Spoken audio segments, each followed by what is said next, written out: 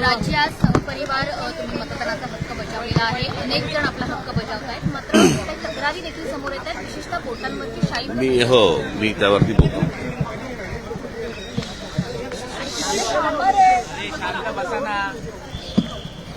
तुमच्याकडे पत्रकारांपेक्षा कॅमेरामन जास्ती बोलतात का?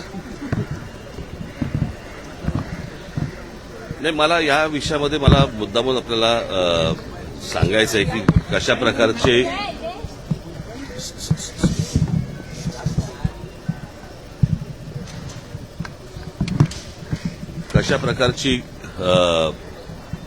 सरकार ही कशा प्रकारची सिस्टीम चालवते की ज्या वेळेला आम्ही या गोष्टीची सुरुवात केली, मला असं वाटतं थोडंसं मी तुम्हाला अगोदर सांगणं पण गरजेचं आहे की ये न केने प्रकारे निवडणुका जिंकायच्या आणि त्याच्यासाठी जे काही वाटेल ते करता येईल त्याच्या सगळ्या गोष्टी सरकार आणि प्रशासन, म्हणजे तुम्हाला तर माहिती असेल की हा दुबारचा विषय आला. दुबारच्या विषयामध्ये पहिल्यांदा त्यांनी सांगितलं की आमचा काही संबंधच नाही, असं काही नाहीच आहे. आणि मग त्याच्यानंतर मग काहीतरी 10 लाख मुंबईमध्ये त्यांनी जाहीर केले वगैरे.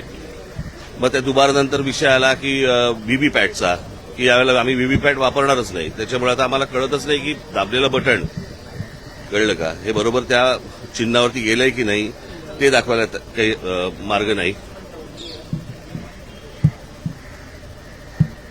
मार्ग नाही. आणि मग ते सगळं झालं. त्या सगळ्या गोष्टींनंतर आता नवीन काहीतरी काढलं की त्यांनी काहीतरी आता ते पाडू नावाचं काहीतरी यंत्र आता उद्या काहीतरी मतदार मोजणीच्या वेळेला वापरणार. म्हणजे विरोधी पक्ष वगैरे या नावाची काही गोष्ट ठेवायचीच नाही. दुसऱ्या पक्षाने निवडणुका लढायच्याच नाहीत. सरकारने ठरवायचं की कशा प्रकारे निवडणुका जिंकायच्या. जे त्यांनी विधानसभेच्या वेळेला केलं ते आता हे सगळं करायचा प्रयत्न करतायत. होऊ देणार नाही तो भाग वेगळा. परंतु आता हे मशीन आणलंय. हे मशीन कोणत्याही राजकीय पक्षाला दाखवलेलं नाहीये. बरं, हे मशीन आणल्यावरती त्याचं क्लॅरिफिकेशन, त्याची स्पष्टता ही निवडणूक आयोगाने द्यायची. ते देत नाहीयेत. मागितल्यानंतर, पत्र पाठवल्यानंतर पण ते देत नाहीयेत.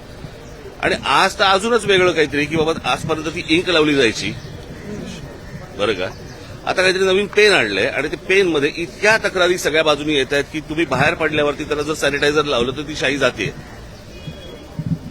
म्हणजे आता कालचं घ्या तुम्ही, एक दिवस वाढवून दिला उमेदवारांना की तुम्ही मतदारांपर्यंत जाऊ शकता. आता हा असा कुठचाही नियम नाही जो कोणत्याही निवडणुकांमध्ये वापरला नाही. तो अचानक नवीन आणला. म्हणजे ते म्हणजे परत ते कशासाठी पैसे वाटायला. म्हणजे संपूर्ण प्रशासन हे सत्तेसाठी कामाला लागलेलं आहे. आम्ही आमच्या परीने जे काही करायचंय ते करतोच आहोत, बरं का. परंतु ही काही चांगली लोकशाहीची लक्षणं नाहीत. या असल्या निवडणुका या देशामध्ये होणं आणि त्या असल्या फ्रॉड निवडणुकांमध्ये सत्तेवरती येणं याला काही सत्ता नाही म्हणत या सगळ्या गोष्टीला. माझं फक्त नागरिकांना आणि माझ्या सर्व शिवसैनिकांना, महाराष्ट्र सैनिकांना मला फक्त एवढंच सांगणं, सगळीकडे सतर्क राहा या सगळ्या याच्यामध्ये की कशा प्रकारे. आता इथे छबिलीदासला कुठेतरी इथं एक दुबार सापडला, त्याला आता पोलिसांनी पकडलंय. म्हणजे हे सगळ्या ठिकाणी सगळ्या गोष्टी सुरू असणार. सत्तेचा किती गैरवापर करायचा याला पण काही मर्यादा मला असं वाटतं असायला हव्यात. परंतु नागरिकांना आणि मला असं वाटतं की तिथल्या माझ्या शिवसैनिकांनी आणि महाराष्ट्र सैनिकांनी याच्यामध्ये सतर्क राहावं आणि कोण दुबार येत आहेत आणि कोण शाही पुसतायत आणि काय करतायत याच्यावरती त्यांनी लक्ष ठेवावं, एवढीच फक्त इच्छा. भगवा गाडीने जर कायदा हातात घेतला तर त्यांच्यावर कारवाई केली जाईल असं अमित साटम यांनी सकाळी सांगितलं. नाही, प्रश्न अमित साटमने या गोष्टी बोलू नयेत. आता कळलं का. आज निवडणुकीचा, आज मतदानाचा दिवस आहे. आम्हाला जे हवं ते आम्ही करू. मला असं वाटतं मार्करचा आम्ही आजपर्यंत शाही लावली ना. तू काय लावलं मग तुझं बोर्ड बघणारच का निवडणूक आयोग? महापालिका प्रशासन यावर म्हणतात की निवडणूक आयोगाकडून झालेला आहे, पैसे वाटप झालेलं आहे. मुंबईच्या सत्ताधारी असं सकाळपासून मतदारांना आवाहन केलं की मुंबईच्या विकासासाठी म्हणून मतदानासाठी बाहेर पडा. मग आणि शाही पुसा, परत जा, परत मतदान करा, परत बाहेर या, शाही पुसा. हा विकास ठीक आहे. आपण सतर्क राहावं. आणि मला असं वाटतं की आपण सर्व पत्रकार बांधव भगिनी, आपल्याला पण माझी विनंती आहे की या सगळ्या गोष्टींवरती आपण बारीक लक्ष ठेवावं.